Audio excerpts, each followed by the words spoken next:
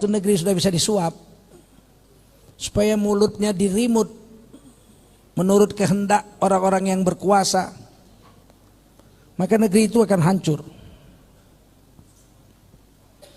Ulama harus tetap istiqomah di atas agama Allah Subhanahu wa taala. Dibunuh pun nggak apa-apa. Banyak ulama dibunuh dari dulu. Nabi-nabi aja dibunuh, Nabi Yahya dibunuh, Nabi Zakaria dibunuh. Karena apa? Mempertahankan agama. Buya Hamka di penjara, Buya Muhammad Nasir di penjara, Syekh Isa Ansori penjara, Ghazali Hasan di penjara. Kenapa ulama-ulama kita dulu di penjara? Karena mempertahankan kebenaran agama. Kalau mereka jadi penjilat, mana di penjara dapat jabatan dong, betul? Setuju?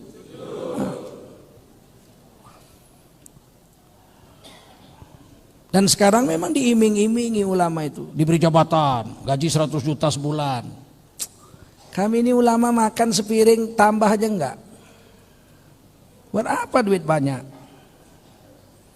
Mau makan 2 piring dilarang dokter. Nanti kena gula katanya. Makan 3 piring mati. Kawin 1 pening kepala, kawin 3 setengah gila. Terus untuk apa banyak duit? Untuk apa banyak duit?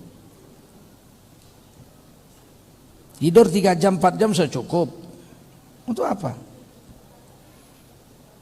Kalau mau hidup senang dikubur, Raudhah min riyadil jannah, taman daripada taman surga. Mau hidup puncak kebahagiaan di surga Allah Subhanahu wa taala. Dan didapatkan surga itu dengan susah payah. Bil mujahadah, dengan susah payah. Mana ada kecil leha-leha, besar kaya raya, tua poya-poya, mati masuk surga, mana ada. Tak ada. Surga itu bil mujahadah, dengan susah payah. Susah payah ngapain? Menahan nafsu. Menahan nafsu supaya mau tunduk dengan aturan Allah. Wa nafsin tunasi'u. Kata Nabi, nafsu itu nggak mau tunduk. Dengan apa? Dengan aturan Allah. Nafsu nggak mau tunduk dengan aturan Allah, dipaksa baru mau dia. Sholat subuh mana mau kalau nafsu. Lagi enak-enak tidur dingin-dingin, hayya 'alas shalah tarik selimut dia. Nafsu nggak mau taat. Yang mau taat itu iman. Maka berperanglah iman dengan nafsu. Kalau iman menang, nafsu kalah. Kita jadi beragama, kita amalkan agama. Tapi kalau nafsu yang menang, iman yang kalah, dia tabrak agama. Jangan dipikir koruptor-koruptor yang beragama Islam itu nggak tahu hukumnya mencuri. Ada yang hafal Quran pun.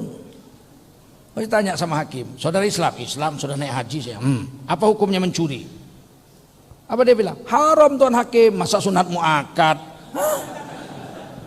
Dia berilmu. Cuman imannya kalah sama nafsunya. Sehingga dia langgar ilmu yang dia tahu itu. Dirazia sama Satpol PP pelacur-pelacur pinggir jalan. Tangkap, bawa ke kantor Satpol PP. Baris. Mana KTP? Keluarkan KTP. Ditengok Satpol PP namanya Nur Hayati. Ya. Kau Nur Hayati? Nur Hayati om. Islam. Oh bapakku udah naik haji 3 kali. Kenapa kau jadi pelacur? Kepepet. Apa hukumnya melacur? Ya Allah om, ya haram, masa sunat muakkad. Jangan kalian pikir dia melakukan pelacuran untuk dirinya itu, dia nggak tahu kalau itu hukumnya haram. Tahu dia, tapi nafsunya besar, imannya kecil, kalah imannya dengan nafsunya. Jadi ditabraknya agama, bukan karena nggak tahu. Apa pemabuk itu nggak tahu kalau hukumnya minum khamar itu haram? Tahu. Perempuan-perempuan yang buka aurat itu apa nggak tahu dia pakai kerudung itu wajib? Kalau ditanya, ibu apa?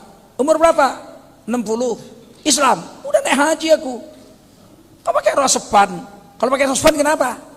Kan pakai kerudung gimana coba? Pakai kerudung apa hukumnya bagi wanita? Wajib. Pakai kol-kola dia jawab.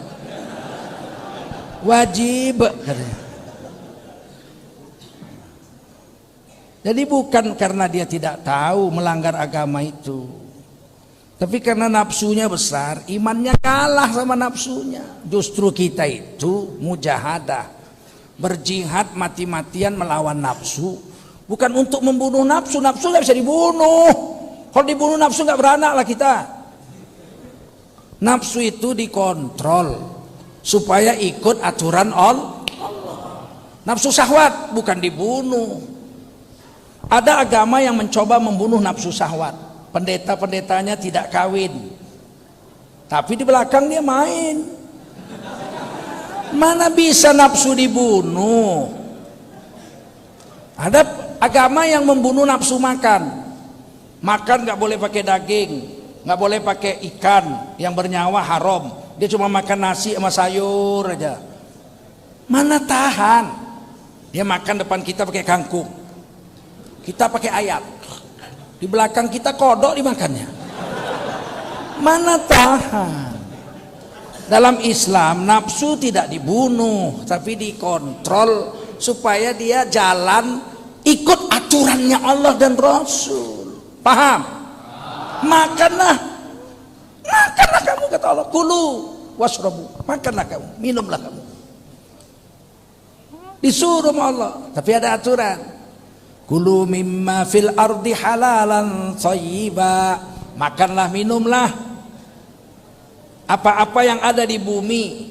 Jadi jangan mimpi mau makan apa yang ada di langit. Saya mau makan makanan planet Pluto. Apa yang ada di bumi. Mimma fil ardi halalan thayyiban. 3 hukumnya itu. Makanlah apa yang ada di bumi. Jangan mimpi mau makan yang ada di planet Jupiter. Yang kedua yang halal. Yang ketiga yang baik. Jadi nggak cukup halal aja. Halal kalau nggak baik haram. Otak kambing halal, halal nggak? Kalau kolesterol udah 500, masuk dia ke restoran sama pembantu sama supirnya, minggir, restoran kambing. Otak kambing 5 piring katanya. Kata supirnya, Pak, jangan Pak, Bapak kolesterol tinggi Pak, nanti ibu kalau tahu marah, aku pecat kau nanti. Kau ngatur-ngatur aku nih bosmu, kau supir, diam kau. Mulut-mulutku, duit-duitku kok. Diembatnya 5 piring otak kambing. Besok pagi mencong mulutnya. Kata supirnya, kenapa tuan? Kok mencong? Entah kenapa. Rakus kau. Halal tidak cukup, harus baik. Udah tahu sakit mah dimakannya pulut. Sarapan pagi pakai pulut, pakai pisang goreng. Itu memang makanan paling hebat di Medan dulu, ya enggak? Dimakannya muntah darah. Udah tahu sakit mah kok makan pulut. Pulut halal, iya, tapi tidak baik bagi orang yang sakit mah. Jadi makan pun ikut aturan Allah, bukan ikut aturan selera nafsu makan kita. Paham? Udah 3 itu, belum lagi yang lain. Kulu wasrabu wala tusrifu innallaha la yuhibbul musrifin. Makanlah kamu, minumlah kamu, tapi jangan rakus, jangan berlebih-lebihan. Allah nggak suka dengan orang yang berlebih-lebihan. Kita dari kecil sudah diajar rakus, di sekolah diajar rakus, di rumah diajar rakus. Padahal Nabi makan 1 kali sehari pun kalau Nabi. Kalaupun Nabi makan 2 jenis saja, roti sayur. Kalau Nabi makan roti sayur nggak makan daging. Kalau Nabi makan roti dengan daging nggak pakai sayur. Kalau kita coba burger aja, roti, daging, sayur, telur lagi. Aduh, apa kerja manusia? Kalau Nabi minum susu hari itu Nabi nggak makan daging. Kalau pagi itu Nabi makan daging, 1 hari itu Nabi nggak minum susu. Maka Nabi nggak pernah sakit, sekali sakit wafat habis selesai. Ini kita rakus. Di sekolah diajari 4 sehat, 5 sempurna. 4 sehat, 4 katanya sehat, 5 sempurna, 7 ngemil, 9 iseng. Apa kerja manusia hari ini? Jadi hidup ini mujahadah, bukan enak-enakan. Surga itu ditutupi dengan sesuatu yang tak sesuai dengan nafsu. Sedangkan neraka itu ditutupi dengan jalan yang sesuai dengan nafsu, berzina, mencuri, itu kan sesuai dengan nafsu itu. Tak sesuai dengan iman. Orang beriman berzina nggak mau. Orang yang imannya lemah berzina hobi. Makin banyak duitnya makin berzina dia. Tiap malam minggu tukar dia, hari yang hitam, besok yang putih, besok yang kurus, besok yang gemuk, dites semua sama dia. Kata Nabi, mengikuti nafsu seperti meminum air laut, makin diminum makin haus, makin diminum makin haus. Mana ada puasnya nafsu? Nafsu tidak pernah puas. Oleh karena itu kita hati-hati hidup ini, bukan lama-lama hidup. Oleh karena itu doakan ulama-ulama kita bisa istiqomah dengan agama dan berhasil mengkontrol nafsunya, untuk ulama-ulama kita ini selamat dari godaan-godaan kejahatan-kejahatan itu, sehingga mereka menjadi panutan kita sampai akhir hayat kita. Amin. Para umaro, ada Bapak Kepala Dinas hadir, Bapak KUA, Bapak Ketua MUI, Bapak Kepala Desa, Bapak Lurah, Bapak RW, RT, lingkungan, Kepala lingkungan, tokoh-tokoh agama, tokoh masyarakat, tokoh pemuda, tokoh wanita yang dimuliakan Allah Subhanahu wa taala. Wajiblah kita bersyukur pada Allah Subhanahu wa taala. Salawat dan salam kita sampaikan untuk baginda Rasulullah sallallahu alaihi wasallam.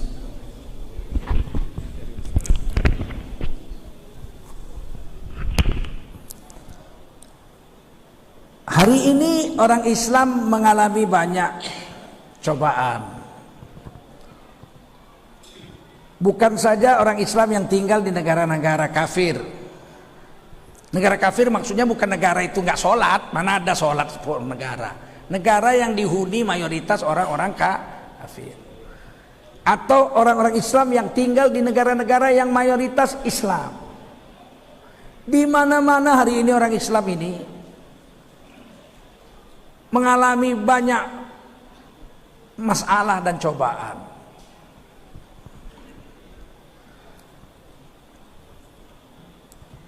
Kita lihat di Cina, sejak tahun 2005 itu saya ke sana memang nggak boleh masuk Uighur, Xinjiang itu nggak boleh dimasuki. Sebab ada sesuatu yang mereka sembunyikan. Xinjiang itu negeri yang tiba-tiba dapat gas dan minyak bumi, gasnya terbesar sedunia cadangannya. Sejak 2005 itu sudah ditransmigrasikan orang-orang Han, pemakan babi, bukan orang Islam. Xinjiang itu 80% Islam. Dikirim orang-orang Han, ditransmigrasikan orang-orang Han. Sekarang itu penduduk Xinjiang itu 20% Islam, hampir 80% bukan orang Islam. Sudah terbalik. Sebelum 2005 80% Islam, gubernurnya Islam, wali kotanya Islam, bupatinya Islam, kepala desanya Islam. Sekarang terbalik, nggak ada lagi, udah habis, 80% sudah dia. Ini Jakarta juga hampir terjadi kemarin, dibikin pulau reklamasi, 14 pulau baru, dibangun ruko-ruko di situ, rumah-rumah susun, itu bisa menampung 20 juta orang. Dan sudah terjual di Cina katanya sekitar 40 triliun. Kalau mereka pindah jadi itu pulau, penduduk Jakarta sekarang 12 juta. Kalau 20 jutanya orang baru dari Cina, sampai kiamat gubernur Jakarta orang Cina. Memang caranya begitu. Bagi Cina memindahkan 20 juta orang kecil, karena orang Cina sekarang 1,3 miliar. Berapa? 1,3 miliar orang Cina, dibuangnya 200 juta pun nggak ada masalah sama dia. Pindah kalian semua ke Indonesia 200 juta orang. Udah kalah kita pemilu, presiden Cina sampai hari kiamat. Jangan kalian anggap remeh.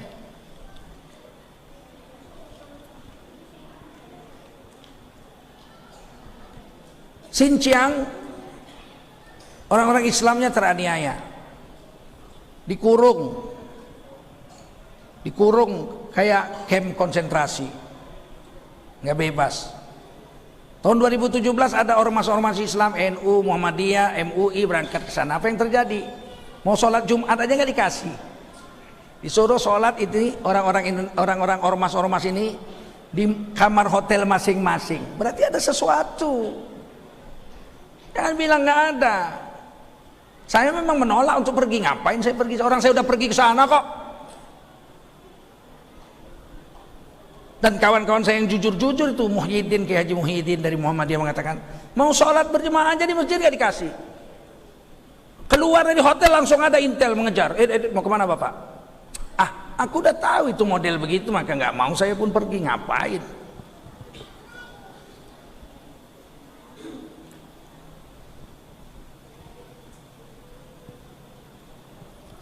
Cina kejam terhadap Xinjiang, orang-orang Uighur Islam. Dibongkar sama Amerika, dokumennya bocor. Tentu ada yang jual dokumen, orang miskin jual apa duit, betul nggak? Bocor. Amerika menyerang. Sekarang 23 negara Eropa dan Amerika menuntut ke PBB supaya Cina diinvestigasi khusus. Indonesia nggak termasuk dalam 23 negara itu.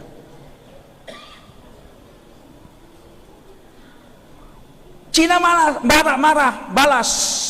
Amerika juga membunuh orang Islam di Libya dan Irak. Dibongkar juga kejahatan Amerika. Di Suriah penguasanya itu 20% Syiah, Nusairiyah, 80% kita Ahlus Sunnah. Perang terus antara Ahlus Sunnah dengan Syiah. Uni Soviet sekarang namanya Rusia. Rusia membela Suriah. Pakai senapang, pakai kapal terbang segala macam. Amerika membela muslim-muslim yang Ahlus Sunnah. Senjata dikasih semua, hancur itu Suriah, hancur lebur. Nah, sekarang dipitnah kita orang Islam Indonesia, awas radikal, Islam radikal yang akan menjadikan Indonesia seperti Suriah. Omong kosong aja mulutmu. Mana mungkin di Indonesia jadi Suriah? Sebab nggak ada Amerika bermain, nggak ada Rusia bermain. Mau perang orang Medan sama orang Aceh, nembaknya pakai ludah, begitu. Senjata di tangan TNI Polri, betul. Kapan kita mau perang kayak Rusia, kayak Suriah? Itu cuman menakut-nakuti kita orang Islam aja, supaya ustadz-ustadz kayak Tengku Zulkarnain jangan diundang. Ini radikal. Pakai cadar radikal, pakai rok mini radikal.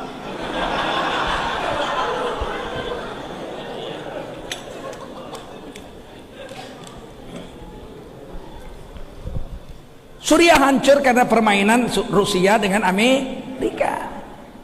Siapa aja yang jahat? Rusia jahat, yang mati orang Islam. Amerika jahat, di Libya Irak yang mati orang Islam. Cina jahat di Uighur, di Xinjiang yang mati orang Islam. Burma jahat di Rohingya yang mati orang Islam. Yahudi jahat di Palestina yang mati orang Islam. Orang Syiah memberontak di Yaman, terjadi perang, yang mati orang Islam. Apapun motif kejahatan dunia, motif politikkah, motif ekonomikah, motif kebudayaan, motifnya apapun, kekejaman di dunia, korbannya tetap satu saja. Korbannya tetap orang. Kayak iklan minum itu, apapun makannya, minumnya tetap teh botol. Betul. Siapapun banditnya, korbannya tetap orang Islam. Ini supaya kita sadar, ini orang-orang Islam ini. Jangan jadi penjilat-penjilat ente. Sekarang susah. Ustadz-ustadz, ulama-ulama kok malah menyalah-nyalahkan orang Islam, bela-bela mereka. Ada satu tokoh mengatakan, di Xinjiang itu gerakan separatis, mau memisahkan diri dari Cina, maka agak ditekan seperti Papua. Papua itu kan separatis juga, dia seperti itu. Omong kosong. Kalau betul orang Xinjiang itu memberontak, pasti sudah di blow up, sudah ditunjukkan di koran-koran, di TV, berapa tentara yang mati. Betul. Ini tentara Cina mati, ditembak, ini mati, ini dibom, ini mesti ada ditunjukkan. Satu pun tidak ada ditunjukkan korban tentara Cina yang dibunuh oleh orang Xinjiang. Berarti dusta saja, betul. 4 hari yang lalu tentara kita terbunuh 2 orang. syahid di Papua, diberitakan nih dibunuh oleh kelompok KB, yang bunuh kelompok KB. Gak berani bilang gerakan separatis, kelompok KB, kelompok keluarga berencana, bukan apa, kelompok KB, KKB, kelompok kriminal bersenjata. Semua kriminal bersenjata, betul nggak? Di sini pun rampok pakai pisau, ya nggak? Kalau ngerampok pakai ludah, siapa yang takut? Serahkan hartamu, serahkan hartamu. Semua kriminal bersenjata. Diumumkan negara kita mati, terbunuh tentara kita syahid, betul nggak? Kalau betul di Xinjiang itu ada pemberontakan separatisme, pasti Cina sudah umumkan ini memang jahat Xinjiang, ini korbannya, ini korbannya, ini korbannya, betul nggak? Nggak ada berarti dusta. Jadi nggak usah pandai-pandaian lah ngomong mulutmu. Iya, kadang-kadang ini Tengku Julkarnain ini asal ceramah panas saja, harus adem. Kita itu harus adem. Kalau mau adem kau masuk kulkas kau.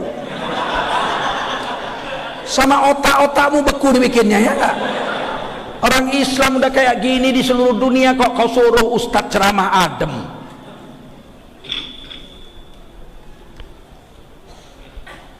Ini yang saya ceritakan ini penting nggak? Apa ini memprovokasi supaya orang Islam bunuh Cina? Kan enggak kan? Enggak. Dikit-dikit langsung Tengku Zulkarnain ini radikal, anti Cina. Saya anak Cina kok anti Cina? Enggak, kalian lihat mataku sipit? Siapa yang anti Cina? Kita anti kepada kezaliman, betul? Kita anti kepada keserakahan, betul? Karena Pancasila, Undang-Undang Dasar 45 tidak mengizinkan adanya keserakahan. Keadilan sosial bagi seluruh rakyat Indonesia. Keadilan sosial bagi seluruh rakyat Indonesia. Sekarang saya tanya, yang miskin siapa di Indonesia? Orang Islam atau orang Cina? Islam. Yang punya tanah banyak orang Islam atau orang Cina? Yang punya toko-toko besar, mall-mall orang Islam atau orang Cina? Orang Islam 88,7%. Berarti tidak ada keadilan sosial, betul? Adil itu kan yang banyak dapat banyak, yang sedikit dapat sedikit, itu baru adil. Kalau yang sedikit dapat banyak, yang banyak dapat sedikit, itu namanya penjajahan, betul? Gimana? Datang PKI, inisialnya ini PKI ini. Partai Komunis Indonesia sudah tidak ada. Iya, tapi otak PKI masih jalan.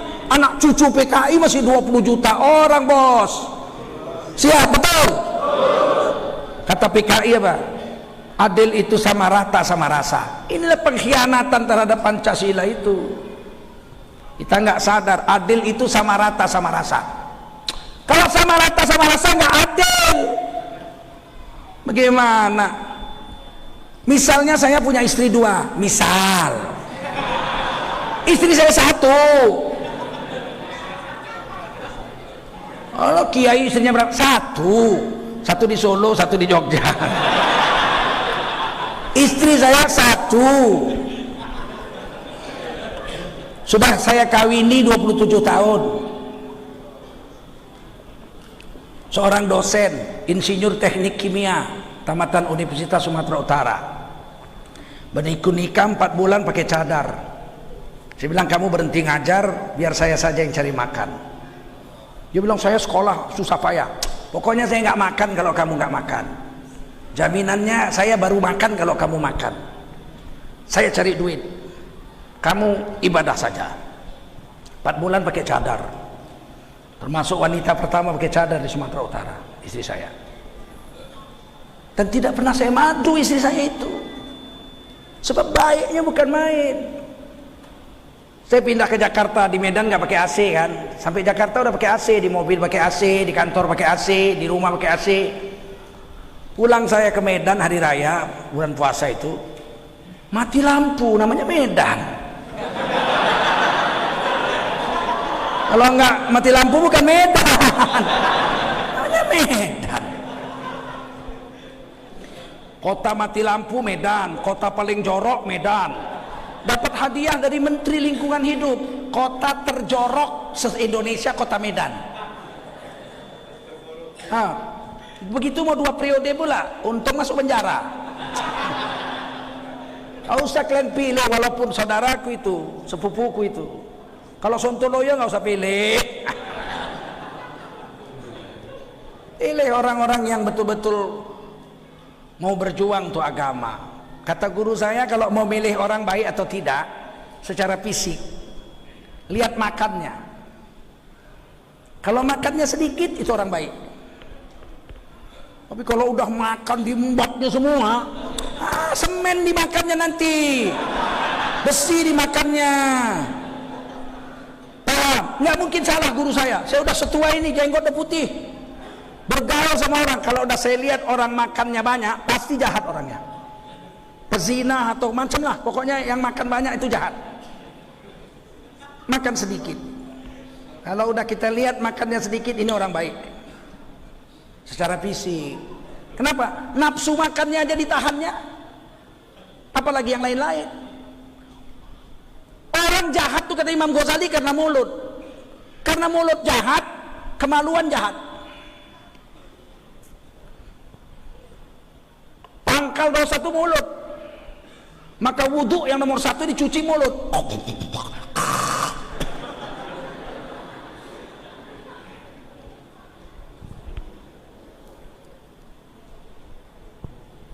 "27 tahun sudah kawin, mati lampu panas habis sholat zuhur. Saya bilang ayo kita masuk hotel saja, ada AC di hotel, dekat dari rumah kita ada hotel, itu hotel syariah lagi, di situ. Kata istri saya, jangan bang, family datang, keponaan datang, cucu-cucu datang, abang-abang ipar semua datang, manalah enak kalau kita di hotel, panas." Diambilnya karton, abang tidur aja di kipasnya. Saya bilang nggak usah di kipas, kita masuk hotel aja. Udahlah bang, tenang aja di kipasnya. Sampai saya tertidur, bangun azan asar saya bangun, masya Allah masih di kipasnya. Sejak kapan kau kipas? Sejak tadi itulah, 2 jam.